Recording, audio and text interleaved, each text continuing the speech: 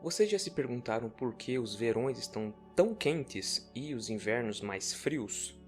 Isso se dá pela liberação de alguns gases na atmosfera. Esses gases podem promover o efeito estufa. Só que, se a gente está promovendo o efeito estufa, não era para ter temperaturas mais altas? Por que o inverno também muitas vezes acaba ficando mais frio? E a resposta para isso é que alguns gases eles acabam tendo a propriedade de absorver ou refletir energia de volta para a Terra e outros eles acabam refletindo a luz solar. Então a luz tende a entrar na Terra, mas ela acaba sendo refletida. Então a gente vai ver um pouco sobre esses gases hoje. Mas obviamente esses gases eles acabam tendo um maior acúmulo na atmosfera por conta dos efeitos antrópicos. E o que são efeitos antrópicos? São ações humanas. Então, por exemplo, quando nós temos uma grande frota de carros, esses carros são movidos a queima de combustível, muitas vezes combustível fóssil. E esse combustível então libera, por exemplo, gases como monóxido de carbono, dióxido de carbono e até mesmo metano para a atmosfera. Além disso, também existe o aumento dos rebanhos, principalmente de animais ruminantes. E animais ruminantes, eles liberam o que para a atmosfera? Eles liberam metano. E como a gente já disse, metano é um gás de efeito estufa. Entretanto, também existe o que? Existe um aumento da quantidade de gases à base de enxofre na atmosfera, principalmente quando existe a queima de carvão. Então imagina, se você tem temperaturas mais baixas, você queima mais carvão. Existem locais no mundo que dependem de energia à base de queima de carvão.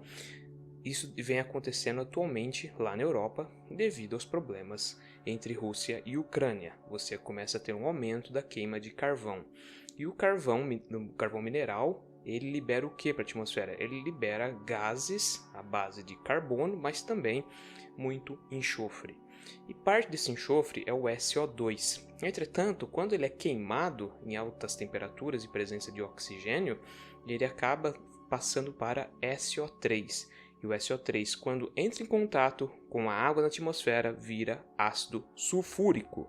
E o ácido sulfúrico tem uma característica bastante estranha, que é a de refletir a luz do Sol. Então a luz do Sol ela tenta entrar na Terra e ela é refletida pelas moléculas de ácido sulfúrico, ou seja, parte delas retorna para o universo. Então a gente já entendeu que alguns gases podem promover aquecimento ou o resfriamento da Terra.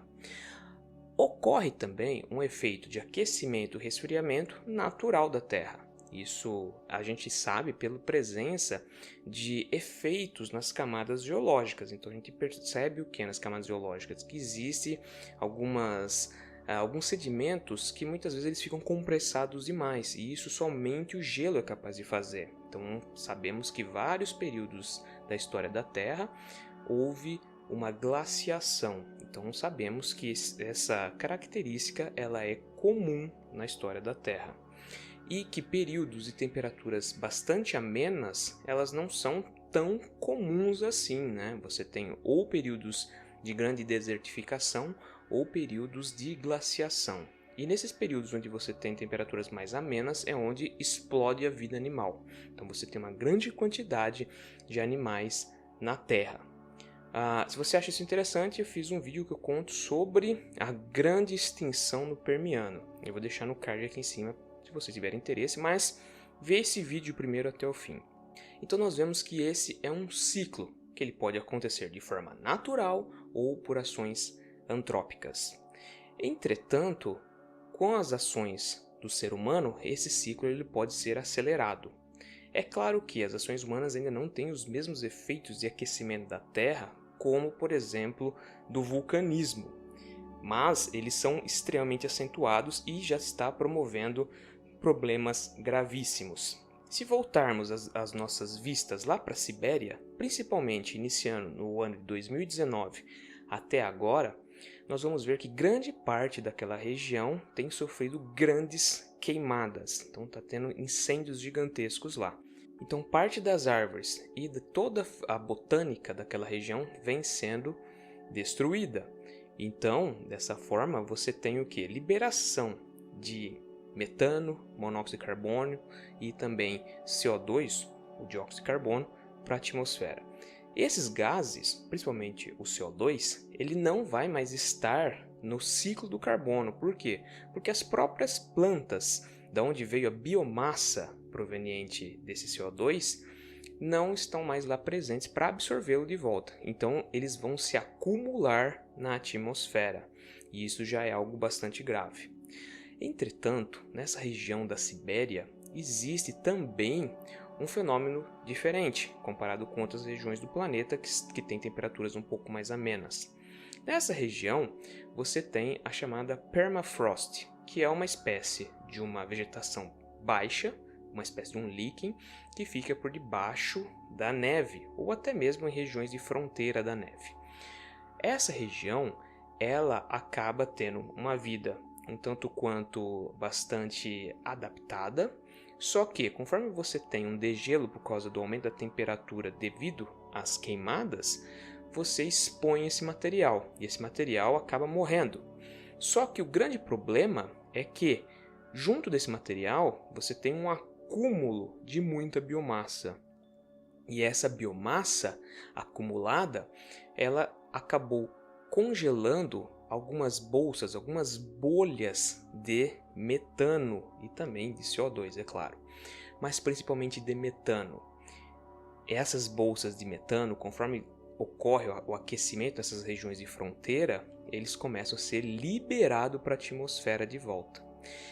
Esse material não tem mais as plantas, as algas que poderiam absorvê-lo. Então, esse é um metano fóssil, é um metano muito antigo. Mas o maior problema é que, além do metano fóssil que ali existe também o metano de origem vulcânica, uma vez que aquela região ocorreu vários processos de vulcanismo.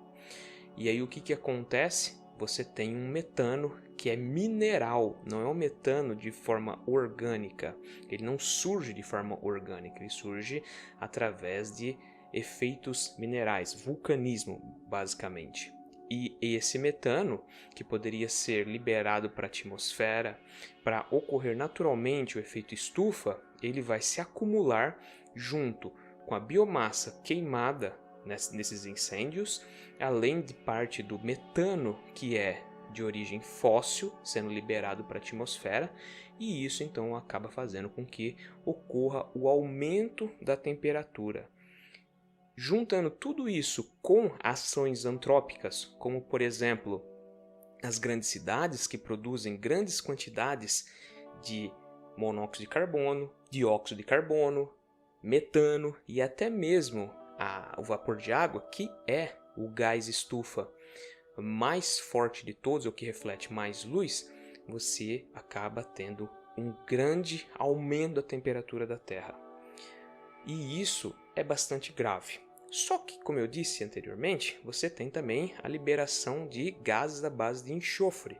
Então observa como esse ciclo ele é bastante extremado. Você tem no calor, né, você tem um aumento da temperatura natural da Terra, porque conforme a Terra está inclinada, ela pode ficar inclinada mais para o Sol. Então a região que está tendo verão ela está mais inclinada para o Sol, e a região oposta está mais longe do Sol, vamos dizer assim, né, por causa da angulação da Terra. E dessa forma, então, essa região é muito mais aquecida. E as outras regiões que estão no inverno, o que ocorre? Ocorre uma liberação muito grande de gases à base de enxofre. Por quê? Porque você está queimando carvão. Então você está acumulando gases que podem dar origem ao ácido sulfúrico. Então quando chega o inverno, que essa região recebe menos luz do sol, a pouca luz que chega ali ela é refletida. Então o que acontece? A própria Sibéria começa a voltar a congelar, só que ela começa a congelar metano junto. Então observe, você começa a criar um novo reservatório de metano que era para estar agora na atmosfera. Quando essa região chega no verão, esse material começa a derreter e voltar para a atmosfera. O que acontece? Um aquecimento brutal. Então, esse ciclo que nós estamos tendo é um ciclo que ele está sendo favorecido, ele está sendo mais fortificado por ações antrópicas, principalmente com o fato das grandes queimadas, dos grandes incêndios na região da Sibéria. Então, a Sibéria, por incrível que pareça, uma região tão fria, ela pode ser responsável tanto por transformar o planeta num forno, assim como por transformar o planeta numa bola de gelo, ou seja, num inverno nuclear.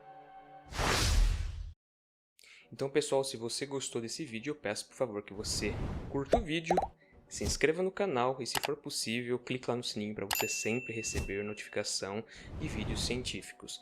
Antes de ir embora, dá uma olhada aqui na descrição que existe uma lista de livros científicos para ajudar na erradicação do analfabetismo científico. Você quer dar um presente para alguém? Dá um livro de ciências. Você quer se presentear? Compre um livro de ciências. Muito obrigado pela sua companhia e até o próximo vídeo.